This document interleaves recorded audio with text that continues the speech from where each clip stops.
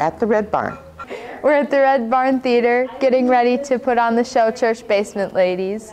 The Red Barn Theater in Rice Lake, Wisconsin. We're at the Red Barn Theater. And this is so exciting. And we are going to be putting on the show, The Church Basement Ladies, Which is a fantastic musical. Which takes place in the Cornucopia Lutheran Church of the Prairie in Minnesota. A group of us from the Red Barn went to watch it over at the Plymouth Playhouse, and we came out of that and we said, oh my, we have to do this. To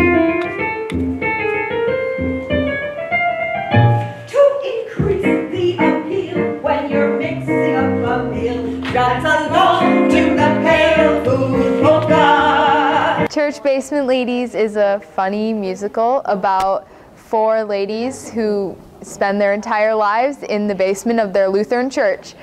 Those ladies that we all know. Every church has them, every organization has them. They're the ladies that do all the work, and most people don't realize how much work they do.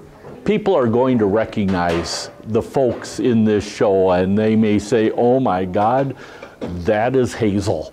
No, exactly like Aunt Hazel, you know. They will identify with the people in the church basement, because we have the ladies that are in charge, and we have the ladies that, you know, are more or less the followers and just, you know, do what's needed to be done at the time.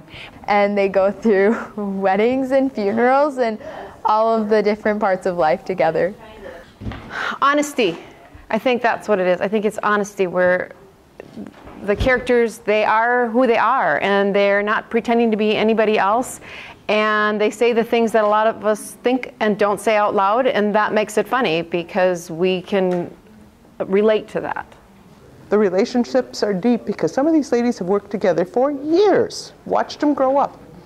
We have like a super old traditional lady, we have a young spunky lady, we have a mom who's just trying to figure out where she stands between those two, and then we have a super klutzy, I don't know, middle-aged. And how through song, they tell the story of the reality of the Lutheran Church, the lutefisk and all that, and that humor is there, and they're quippy, and I admire that. And actually, you know, whether we're talking about Lutherans or Catholics or Methodists or United Church or Baptists, people are going to recognize the folks in this show. My personal tropical eye. Why the Red Barn? Because it's tradition. It's quaint. It has a small stage. I just think we put really good shows on here. It's good entertainment. You know, it's a piece of Wisconsin history, actually. Now, in this show, we're going back to the mid-60s, early to mid-60s, and so we're doing a historical thing here, but the Red Barn itself is a historic place. Used to be, well, an actual operating barn. Well, it sounded like a lot of fun to me. So when the audition came up, I said, yes, I'm going to do this, because, you know, as you're getting on in years and you think too, I want to do something different.